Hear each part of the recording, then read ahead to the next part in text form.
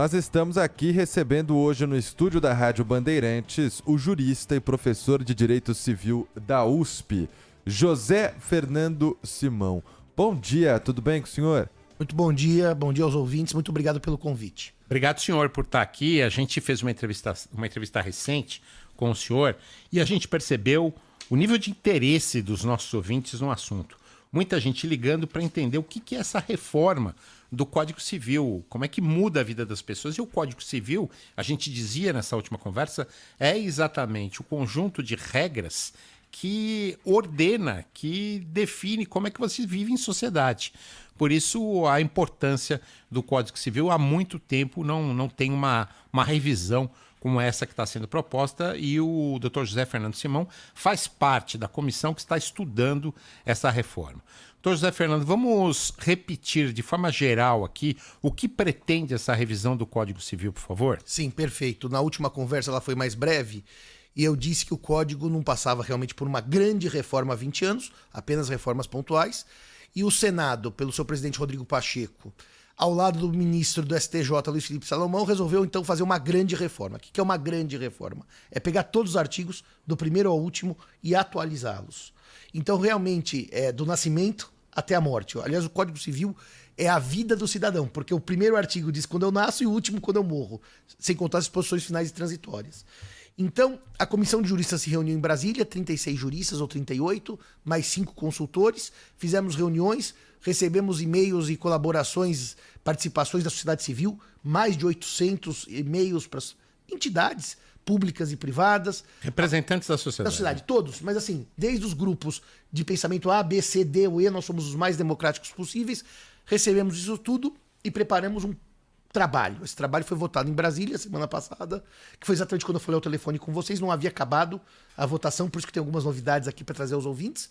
Então o trabalho foi aprovado por uma comissão de juristas. É bom deixar claro isso, porque o ouvinte, às vezes leigo, fala, bom, então aprovamos um código. Não, aprovamos um projeto para ser enviado ao Senado. Mas pelo menos foi estudado, foi organizado por quem entende do assunto. Quer dizer, muitas vezes o deputado tem que votar lá, ele não é um especialista, apesar de ser nosso representante, ele não é especialista. Com esse subsídio trazido pelos juristas, fica mais fácil. Acreditamos que a nossa função tenha sido essa, fazer um trabalho de qualidade e que o parlamento possa, a partir daí, começar o trabalho, ou seja, começar o seu debate como representante do povo. Mas eu só digo isso, Sabino, para não pensarem que nós acabamos o trabalho. Nós acabamos a nossa parte. Agora tem toda a participação popular no parlamento, para os debates, trocas de ideias.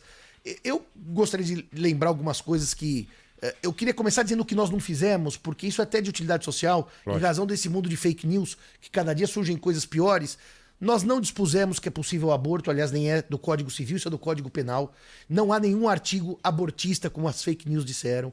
Nós não também trouxemos nenhuma mudança com relação ao conceito de família, porque Sabino falava para todo mundo, o projeto que amante vire família.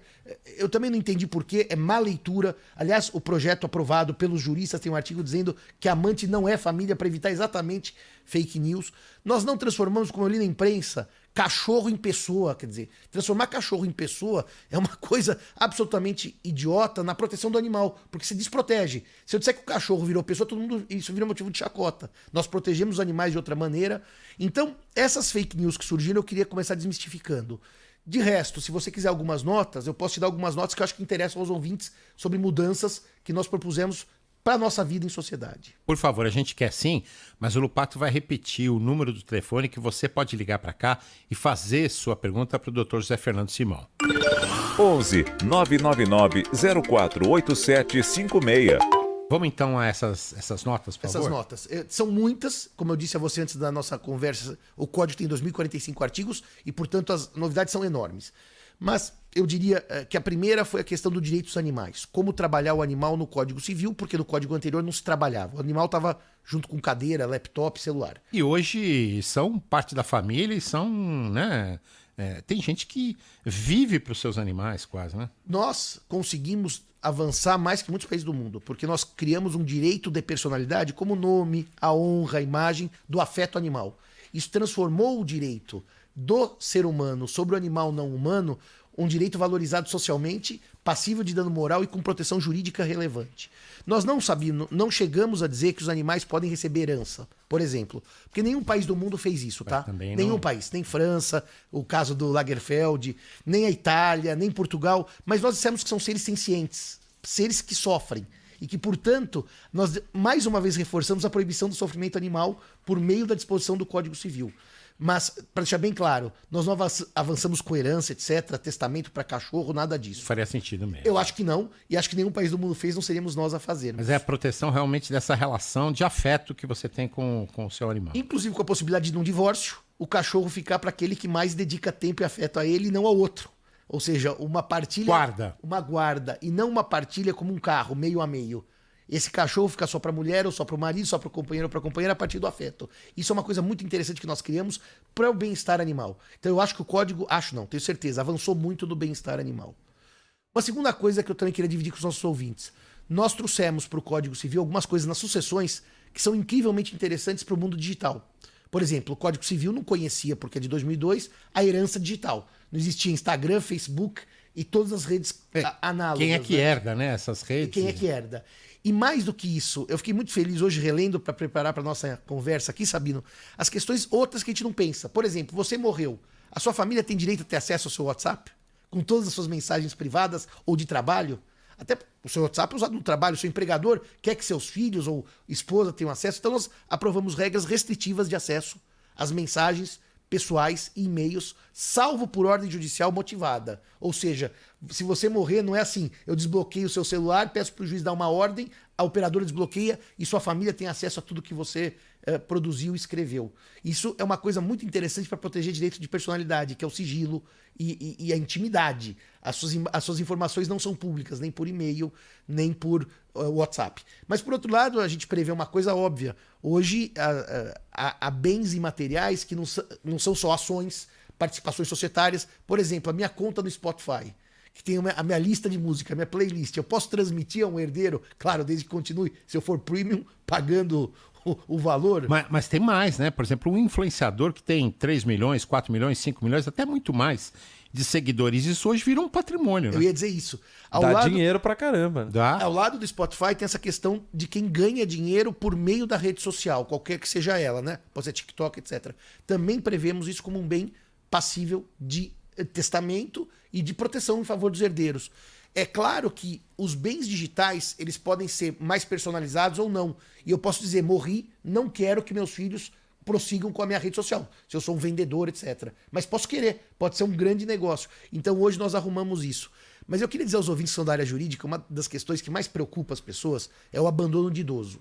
Porque efetivamente hoje, todo mundo ainda fala muito em criança, mas nós vivemos o fenômeno da aumento de idade do brasileiro em geral, na Europa ainda jamais idades mais avançadas, e as pessoas sempre me perguntavam, mas Simão, o filho abandona o pai, o filho abandona a mãe, coloca numa casa e nunca mais vai vê-lo. Mesmo assim ele tem direito à herança? Mesmo assim esse senhor, essa senhora precisa deixar a herança para ele? É a chamada legítima, que são 50% do patrimônio que por lei eu tenho que deixar para os meus filhos, 50%. Nós mudamos isso. Nós criamos uma brecha para o testador, a pessoa abandonada, nada deixar para o filho que abandona moral ou afetivamente.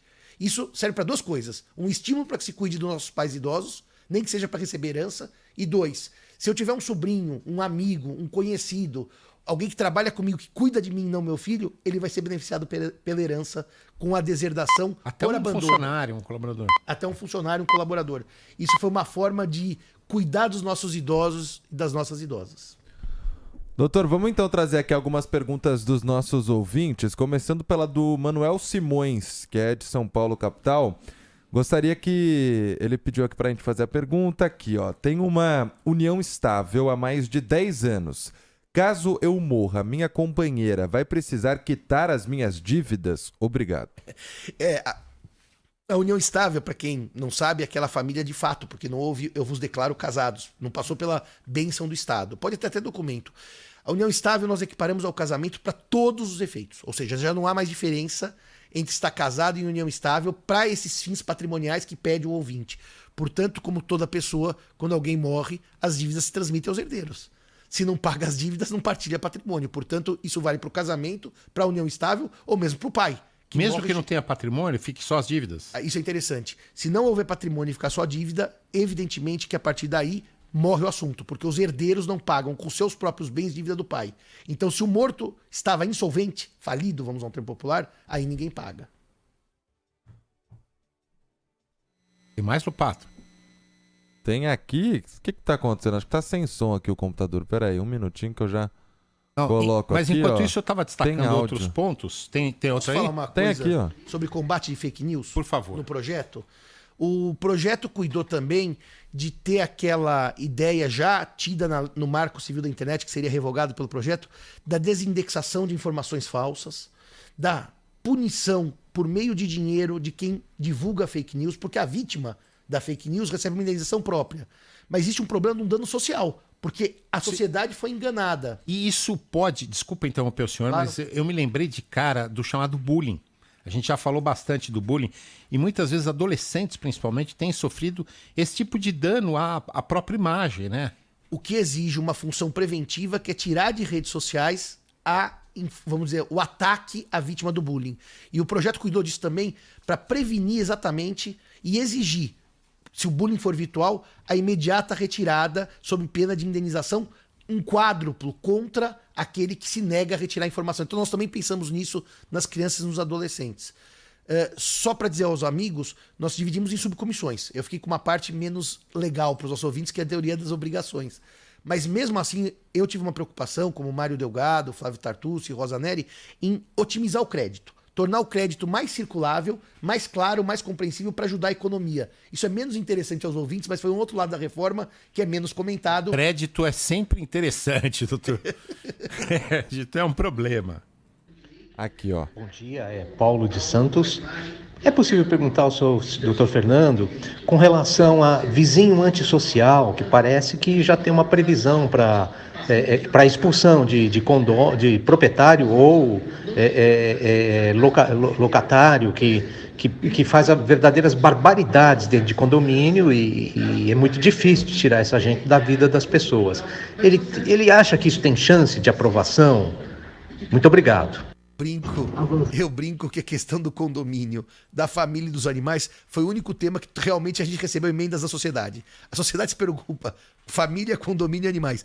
Essa questão do ouvinte ela é muito interessante, porque o código atual, mesmo sem reforma, tinha uma previsão dúbia sobre expulsão do condômino nocivo. O que é expulsão? É falar, você não perde o apartamento, mas perde a posse, não pode morar aqui.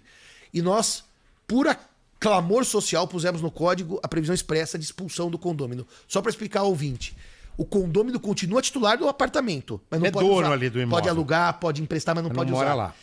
Porque o problema do condomínio antissocial muitas vezes é de violência, droga e atos de depredação patrimonial. Então, um caso muito grave e a sociedade pediu e nós incorporamos a expulsão do condomínio antissocial. Só com um detalhe, hein? Só para o ouvinte também saber. Não é expulsão por uma canetada, tem um devido processo para que ele prove ou possa provar que aquilo é falso. Não é uma expulsão, chamaria irresponsável. Sim, não é uma antipatia, a pessoa vai se defender. Exato, mesmo porque às vezes tem briga do síndico com o condomínio, vamos expulsar. Não, não é bem por aí. Tem defesa administrativa na Assembleia Condominial. Bom dia, Sabino. Bom dia, Lupato. Bom dia, doutor. Uma ótima quarta-feira a todos. Aqui é o Francisco Carreteiro, da Zona Norte. Estou aqui na Bandeirante, indo aqui para Cabreúva, aqui pertinho, carregar aqui uma carga. Doutor, eu sou junto com a minha esposa há 25 anos. Junto. Somos só juntos. Temos 3 filhos. A gente se separando hoje, doutor. Ela tem um apartamento. Eu teria algum direito ou não? Ou ficaria para ela? Nós temos uma filha de menor e 2 de maior. Por favor, eu queria uma explicação sobre isso. Só para me ter uma noção, tá bom? Não é que eu vou me separar não, viu, doutor? É só para ter uma noção, tá bom? Obrigado aí. Um abraço a todos. Fiquei pensando aqui no meio do áudio, eu acho que ele tá querendo separar, mas ele já esclareceu que não, doutor. Eu brinco sempre que quando me pergunto de família, alguém fala assim, eu tenho um amigo que eu já sei que é a própria pessoa que não quer assumir, mas ele pelo menos foi assumido, não é meu caso. Eu queria também dizer aos ouvintes que esse foi um ponto muito interessante e vai para responder ao ouvinte. Como união estável e casamento produzem os mesmos efeitos sucessórios, e os mesmos efeitos patrimoniais, se não houver contrato escrito, para o ouvinte, como todas as pessoas que não optaram por um regime de bens, segue a comunhão parcial. O que a gente comprou depois do casamento é meio a meio. Então, como ele falou que não tem nenhum contrato escrito, se ele divorciar, é meio a meio. Mas isso não é mudança, isso já era. Mas talvez o que mais interesse aos ouvintes seja a questão da morte. Porque o código atual, a pessoa quando morre hoje, de acordo com alguns regimes que ela escolheu, o bem que é dela passa para o cônjuge ou companheiro, esposa, marido, convivente e filhos. Há uma partilha chamada em concorrência. Isso gerou grande briga, porque você imagina, Sabino, o número de pessoas que recasam. Então, quando eu morro, a minha viúva não é mãe dos meus filhos. Ou pode ser mãe de alguns e não de outros.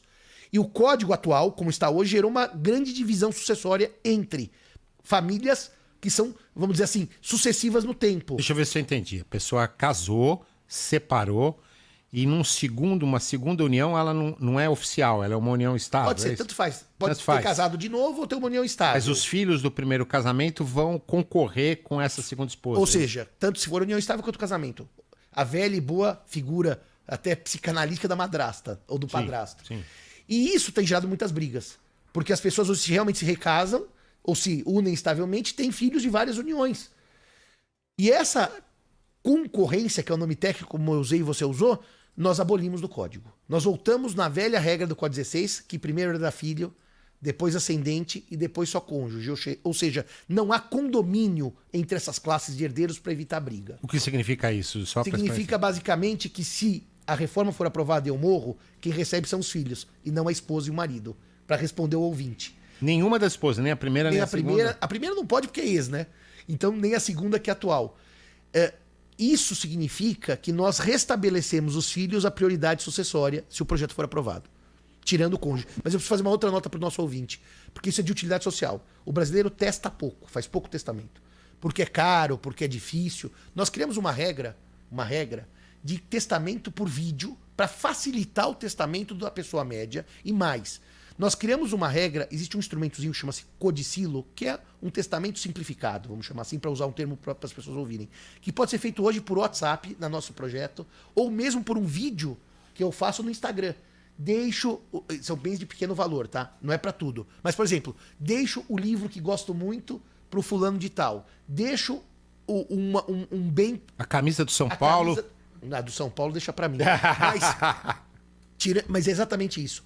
Então nós facilitamos também a transmissão, o que nos parece útil até para responder ao nosso ouvinte. Mas se eu quiser fazer alguma coisa, hoje o testamento é complicado e é caro. Nós facilitamos também o testamento e esse testamento simplificado. E testamento dá muita briga judicial também, né? Dá briga, sabe por quê? Porque normalmente quem não ganhou diz que o testador não podia testar por alguma razão mental. Isso é pura verdade. Acho que a ideia do vídeo é boa por isso, né? Você vê a condição da pessoa. Mas eu vou te contar uma coisa. Os cartórios mais updated, mais hoje em dia, já fazem o testamento assim. O normal, mas eles filmam como um atributo de vontade do cartório, não é pela lei. Para ter esse duplo controle. Mas o nosso é melhor, porque ele é mais simplificado e por vídeo com a pessoa falando. Então nós estamos tentando dar mais utilidade ao testamento. Bom dia, Marco Antônio Sabino. Bom dia, Vitor Lupato. Eu sou Maurício de Souza, de Paraisópolis. E minha pergunta para o doutor aí é a seguinte: o que mudou na lei da pensão alimentícia? Porque eu acho que tem que mudar alguma coisa, entendeu? É muito antiga. Um abraço e bom dia. Eu dou risada quando eu falo de pensão alimentícia, porque se fosse uma ouvinte mulher, ela ia dizer assim, não pode mudar nada da pensão alimentícia que nós já ganhamos pouco. Os homens, a gente já paga muito. Aqui é uma questão de gênero forte. E obviamente que os nossos ouvintes sabem que um processo de mudança de lei passa também por presença da sociedade civil. E na nossa votação lá havia um grupo de mulheres bastante preocupado de mulheres com relação à mudança na pensão. Nós não mexemos nisso. O que nós pusemos no código é uma coisa que influencia a vida só de pessoas mais ricas, não é pro povo em geral. Eu não achava que aquilo era essencialmente necessário, mas eu fui voto vencido. Só vou explicar de maneira bem rápida pros amigos.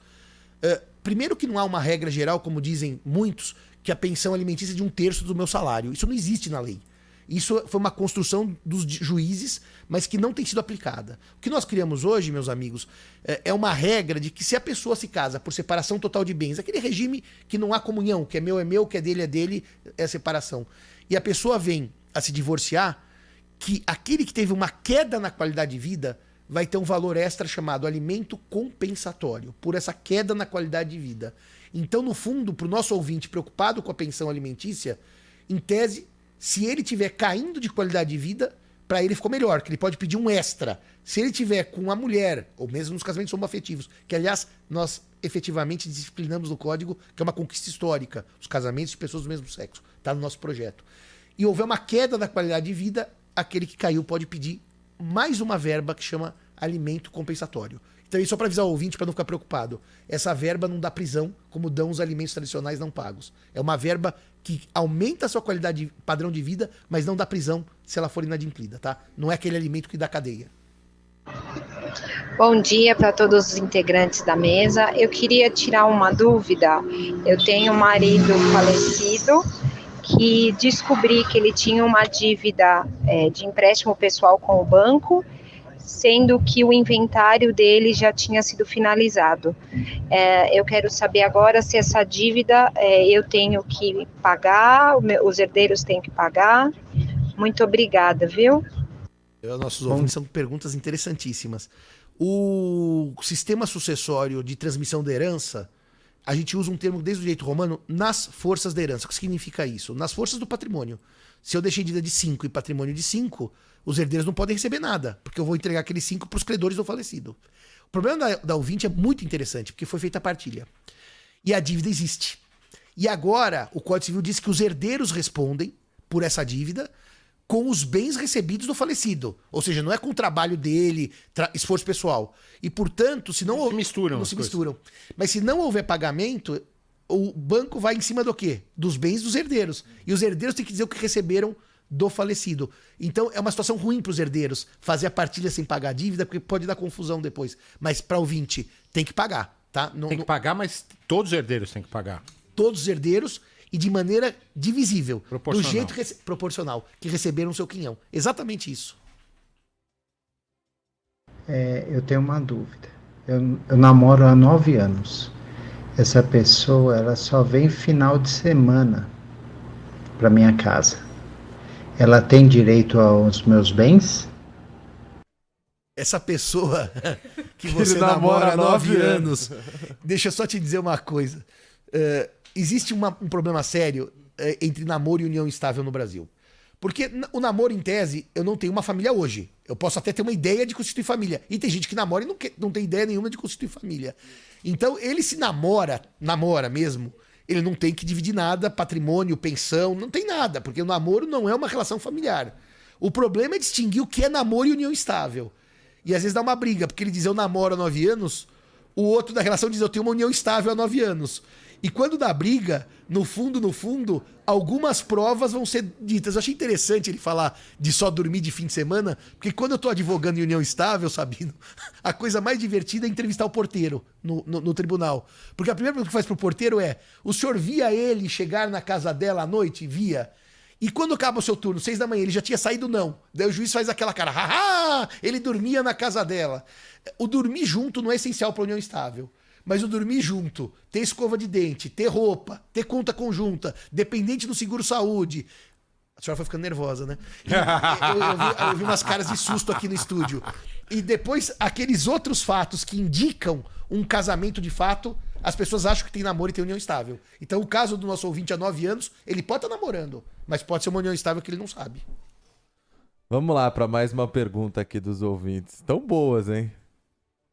Venha falando, doutor Fernando, por gentileza, se mudou alguma coisa em relação a inventário, no que diz respeito a terrenos. Por exemplo, você vai para o litoral norte ou qualquer litoral aí, você compra um imóvel, mas aquele imóvel ele não está escriturado, faz parte de um inventário gigantesco, que eram das terras que foram loteadas e tudo mais. Eu, por exemplo, tive que entrar com alvará de venda para poder fazer a escrituração na minha casa. Mudou alguma coisa em relação a isso? Facilitou a vida de quem tinha a posse, mas não a escritura? A questão que o ouvinte coloca é de regularização fundiária. E o código não pode cuidar disso por uma razão simples. É matéria que precisa de lei própria. Mas o inventário ficou mais fácil, para responder ao ouvinte. O inventário ficou mais fácil por quê? Porque historicamente o inventário era feito em juízo só. Houve uma lei já em 2007 que trouxe para os cartórios, quando não há briga, não há litígios, não há filhos menores. Nós mantivemos isso e, portanto, o inventário em cartório, sem precisar passar pelo juízo, e a demora é uma das grandes valias. Agora, no caso dele, como ele só tem posse, não tem propriedade, a regularização fundiária não é questão de inventário. Ele precisa regularizar antes. E tem terrenos que nem se consegue regularizar, porque às vezes é área de marinha, proteção ambiental. Litoral Norte, ele falou, né?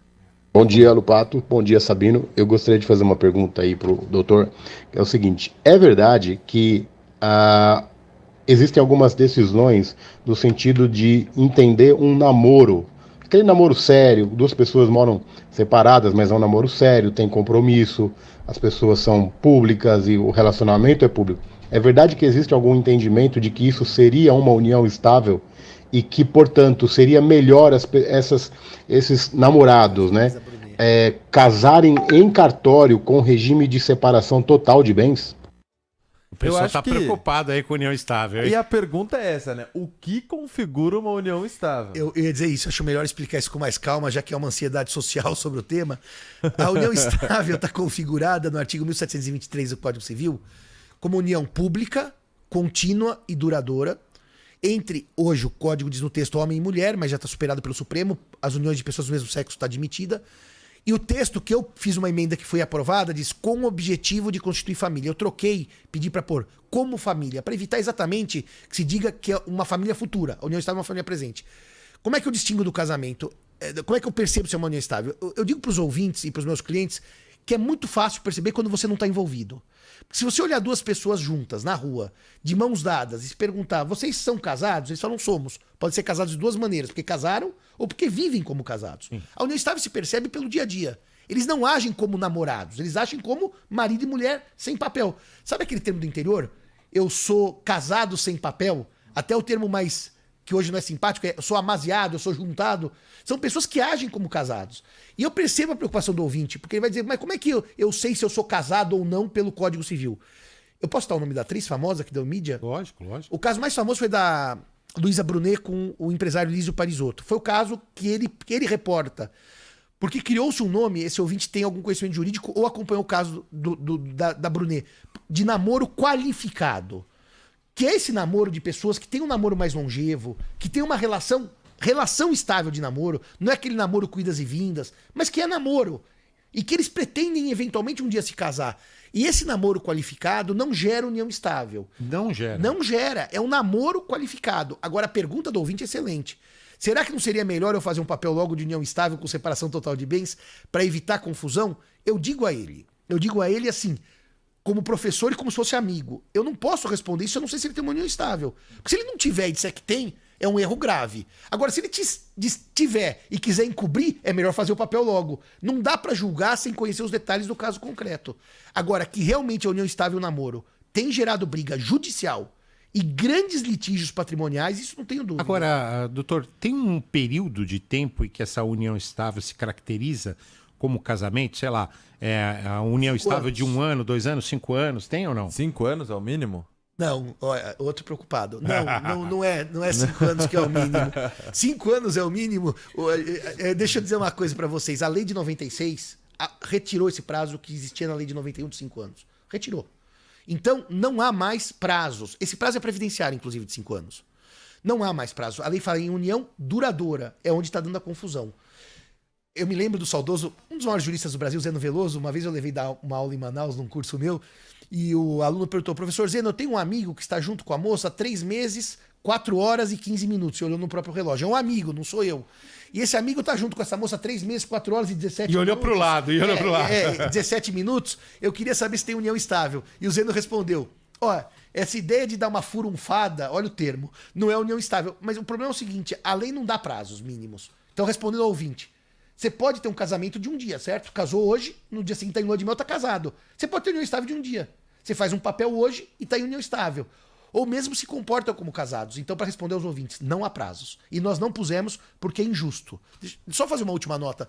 Por que é injusto? Antes que você se defenda na sua união estável. Não. Mas só para dizer porque é injusto. Se eu tiver 4 anos, 11 meses e 29 dias, eu não tenho união estável. Então, na véspera dos 5 anos, eu digo para ele ou para ela, acabou.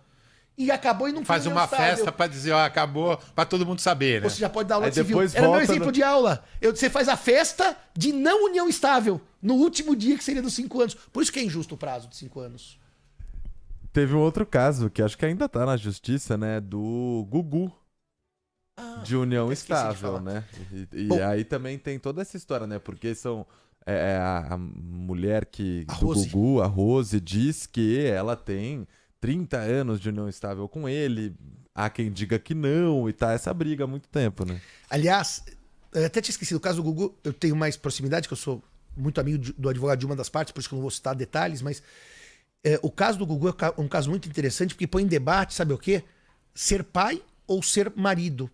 Porque ali, no fundo, o que se discute é conjugalidade, se eles tinham uma relação conjugal ou só era parental. Porque duas pessoas podem ser pai e mãe sem nunca ter tido sequer relação sexual. Por exemplo, doação de gametas. E o caso do Gugu gerou um problema maior porque apareceram dois companheiros homoafetivos do Gugu, dizendo-se família também.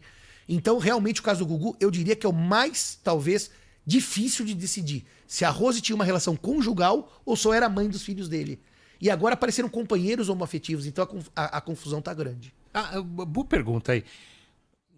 A gente sabe que existe, né? De homens ou mulheres que têm homens normalmente, né? Os homens são pilantras. Tem duas famílias, né? Tem ali a família oficial, mas tem uma família paralela que é quase que oficial, porque ali ele também tem despesa, às vezes tem filho e tal. Como é que fica essa briga aí?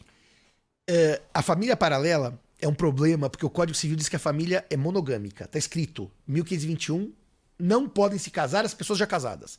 O Brasil é monogâmico. Aliás, nenhum país de direito civil romano-germânico, Europa e os Estados Unidos na parte francesa são poligâmicos.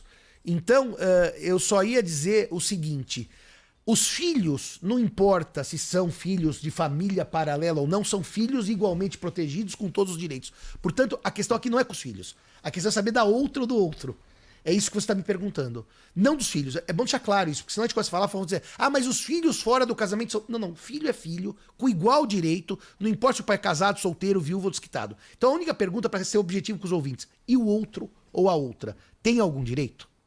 O Supremo disse, não tem direito algum. Supremo Tribunal Federal. O CNJ disse, não pode lavrar escritura poligâmica no Brasil. CNJ, Conselho Nacional de Justiça. No Código foi esse debate. Foi aí que saiu a questão do direito das amantes. Porque existia um dispositivo que queria dar, projetado, no projeto, um direito à mulher.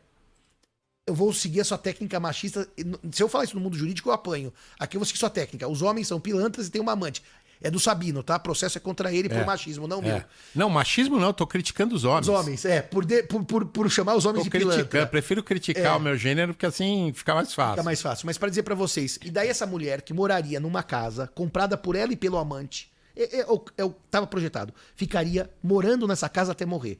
Criar-se-ia um direito dela habitar o imóvel que ela ajudou a pagar até morrer. Isso era uma regra projetada. Mas isso dá um pequeno problema.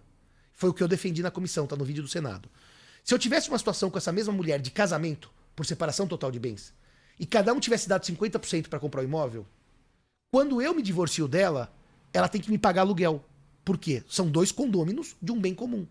A regra daria à amante direito de morar de graça que minha esposa não tem. O que, no mínimo, gera um sistema estranho. Porque você é casado, a sua esposa te paga aluguel no divórcio. Você tem uma amante, ela não te paga, e daí derrubamos a regra. Então não tem nenhum direito de poligamia, etc. Doutor, o papo tá bom, o papo tá ótimo, os ouvintes estão mandando muitas perguntas, mas o programa termina daqui a pouquinho, então eu queria agradecer o senhor por ter topado participar conosco. Aqui no estúdio da Rádio Bandeirantes, principalmente, é um assunto que todo mundo tem dúvida ou tem defesa também, né? Muitas vezes. Eu fico à disposição, se quiserem me convidar de novo para a gente conversar sobre temas do Código Civil. E acho que é de utilidade pública realmente alertar a sociedade civil dos seus direitos. Acho que a Bandeirantes, aliás, eu só quero fazer uma nota. Eu tenho pelo Zé Paulo de Andrade, não é nem paixão, até bati foto agora com ele. Que legal. Um fundamento afetivo histórico. Então, parabéns à Rádio Bandeirantes, viu? Que Muito legal. obrigado. Doutor José Fernando Simão, jurista, professor de Direito Civil da Universidade de São Paulo. Tá bem a nossa faculdade lá, professor? A nossa faculdade está bem, mas sempre precisa melhorar. Eu passei lá na porta outro dia, fiquei triste com a minha faculdade, porque a fachada tá feia, né? A fachada, infelizmente, tá feia. Tem que melhorar mesmo. Mas Mas só para dar também aos ouvintes, já que falamos da São Francisco, uma nota bem rápida. Estamos trabalhando para isso. O trabalho não para, viu, Sabino? Obrigado. Ótimo, obrigado, professor. Obrigado. Você sabia